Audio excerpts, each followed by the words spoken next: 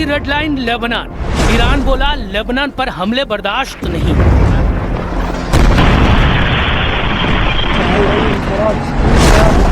Beirut पर हमला हुआ तो जवाब देगा ईरान। ईरान ने इजराइल और अमेरिका के सामने अब ये साफ कर दिया है कि लेबनान उसकी रेड लाइन है। लेबनान पर हमला हुआ तो वो चुप नहीं बैठेगा। इजराइल ने बेरूत पर बड़े हमले की धमकी दी थी, जिसके जवाब में ईरान ने कहा कि अगर बेरूत पर हमले हुए तो फिर उत्तरी इजराइल भी नहीं बचेगा। ईरान की इसी चेतावनी के बाद ट्रंप हरकत में आए। उन्होंने नेतन्याहू और ईरान के प्रतिनिधि से बात की और फिर ये भरोसा दिया कि दोनों देश एक दूसरे पर हमले नहीं करेंगे। लेबनान ईरान का भरोसेमंद साथी है। हिजबुल्लाह को ईरान का प्रॉक्सी माना जाता है और अब ईरान खुलकर उसके समर्थन में खड़ा हो गया है। ईरान ने साफ साफ कह दिया है कि वो लेबनान पर हमले होने नहीं देगा। ईरान का कहना है कि अमेरिका के साथ सीज फायर सभी मोर्चे पर लागू है, जिनमें लेबनान भी शामिल है। लेकिन इजराइल लगातार लेबनान पर हमले कर रहा है, जो उसे बिल्कुल बर्दाश्त नहीं। बड़ी बात यह है कि ट्रंप के दबाव में फिलहाल इजराइल के प्रधानमंत्री नेतन्याहू बेरूत पर हमले की बात से पीछे तो हट गए हैं, लेकिन उन्होंने ये भी कहा है कि दक्षिणी लेबनान में इजराइल का ऑपरेशन जारी रहेगा। दूसरी तरफ ईरान में अमेरिका और इजराइल के खिलाफ आम लोगों का गुस्सा भी खुलकर सामने आ रहा है।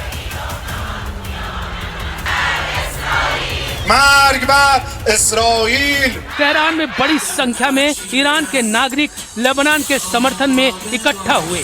इन लोगों के हाथ में ईरान और हिजबुल्लाह के झंडे थे। प्रदर्शनकारियों ने कहा कि वो लेबनान के साथ खड़े रहेंगे क्योंकि ये ईरान के हित में है।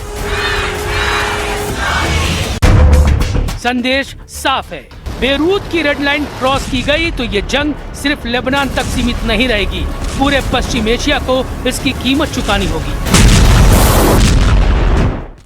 ईरान ने 3 खाड़ी देशों में अमेरिकी सैन्य अड्डों को मिसाइल धमाकों से दहला दिया।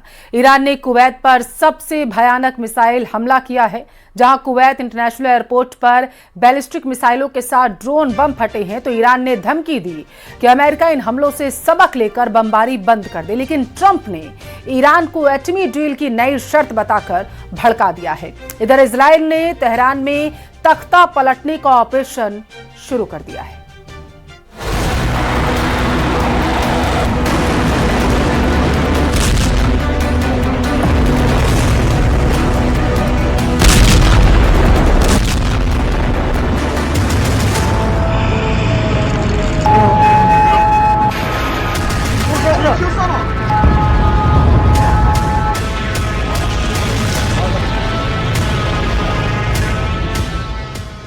तेल के जहाज पर बमबारी,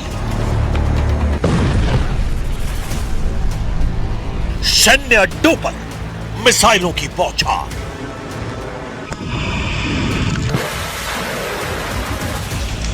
ये कैसा सीज फायर है जहां बातें कम, बारूद ज्यादा बरस रहा है। अमेरिका, ईरान दोनों जबरदस्त हमला कर रहे हैं। ईरान ने कहा अभी 3 अड्डों को तोड़ा है, 13 सैन्य अड्डों पर हमला बाकी है। ट्रंप की धमकी लिख कर दो, नहीं बनेगा एटम बम, वरना मुस्तफा का नंबर। कुवैत में ईरान के ड्रोन धमाकों में मौत की खबर से अमेरिका सन्न हो गया है। ईरान ने अमेरिका को मदद देने वाले 3 देशों को मिसाइल से फोड़ डाला है। रेवोल्यूशनरी लड़ाकों ने अमेरिकी सैन्य ठिकानों वाले दुश्मन देशों को वार्निंग दी है कि अगला धमाका उन देशों पर होगा जहां भी ट्रंप फोर्स तैनात है। वहीं अमेरिका ने 4 दिनों में चौथी बार ईरान के केशम आइलैंड पर हमला किया। इससे भड़के ईरान ने दावा किया कि कुवैत, इराक और बहरीन में मौजूद अमेरिकी सैन्य ठिकानों को मिसाइल और ड्रोन से भारी नुकसान पहुंचाया गया है। ईरान ने सबसे जबरदस्त हमला कुवैत में किया है, जहां सुबह शुरू हुए मिसाइल धमाके अब भी रुके नहीं है। ईरानी हमलों से कुवैत इंटरनेशनल एयरपोर्ट पर अफरा तफरी मची है। हालांकि कुवैत ने बयान जारी कर कहा है कि उसके एयर डिफेंस सिस्टम दुश्मन की मिसाइलों और ड्रोन को रोकने की पूरी कोशिश कर रहे हैं। ज्यादातर विस्फोट इंटरसेप्शन ऑपरेशन के चलते हुए हैं, लेकिन कुवैत रिहायशी इलाकों में बारूदी तांडव दिखाई दिया है। ईरान की मिसाइल आंधी से कुवैत में इमरजेंसी जैसे हालात हैं। सेना ने लोगों के लिए एक और चेतावनी जारी की है। कुवैत सेना ने कहा है कि अगर कहीं मिसाइल ड्रोन दिखाई दे तो लोग उससे दूर हो जाएं। संदिग्ध सामान मिलने पर इमरजेंसी नंबर पर सूचना देने की अपील की गई है। कुवैत की तरह बहरीन और इराक में अमेरिकी ठिकानों पर हाई अलर्ट है। बहरीन के गृह मंत्रालय ने चेतावनी सायरन बजाए हैं और लोगों से शांत रहने की अपील की है। बहरीन में नागरिकों को नजदीकी सुरक्षित स्थानों पर जाने और सुरक्षा निर्देशों का पालन करने के लिए कहा गया है। ईरान के सरकारी ब्रॉडकास्टर IRIB ने सोशल मीडिया प्लेटफॉर्म X पर कई वीडियो शेयर कर घातक हमलों का दावा किया है। वीडियो में मिसाइलों को बहरीन और इराक के आसमान में विस्फोट का दावा किया जा रहा है, लेकिन अमेरिकी सेंट्रल कमांड ने ईरान के हमलों को खोखला दावा करार दिया है।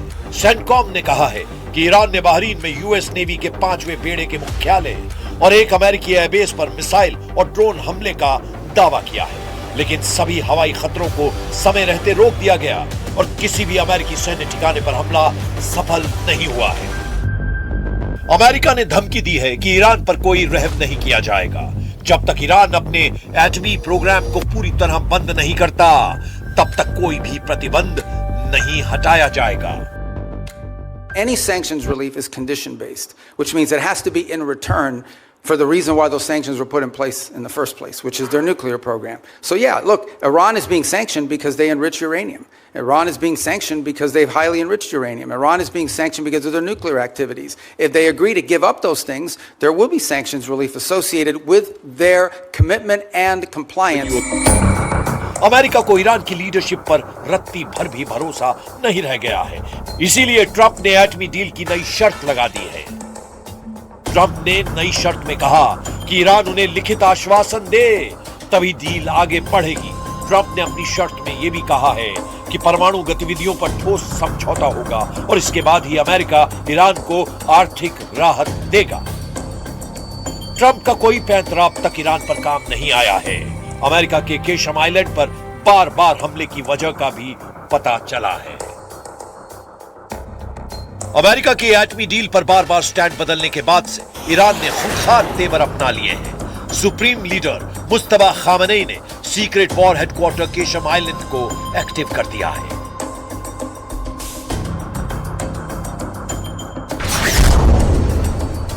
केशम आइलैंड फारस की खाड़ी में ईरान का सबसे बड़ा द्वीप है। यह हॉर्मुज़ स्ट्रेट के मुहाने पर है, जहां से दुनिया का लगभग 20 से 25% कच्चा तेल गुजरता है। 135 किलोमीटर लंबे आइलैंड में पहाड़ियों के नीचे ईरान ने सुरंगें और बंकर बनाए हैं। इन सुरंगों में सैकड़ों मिसाइलें तैनात की गई हैं। इन्हें मिसाइल फार्म भी कहा जाता है, जहां से ईरान लंबी और मीडियम रेंज की मिसाइलों को आसानी से लॉन्च कर रहा है। ये मिसाइलें फारस की खाड़ी में मौजूद किसी भी दुश्मन के जहाज को हिट कर रही हैं। मुस्तफा का ये अंडरग्राउंड युद्ध मुख्यालय गेम चेंजर साबित हो रहा है। ईरान ने केशम आइलैंड को ट्रंप के जंगी बेड़ों की तर्ज पर बना रखा है।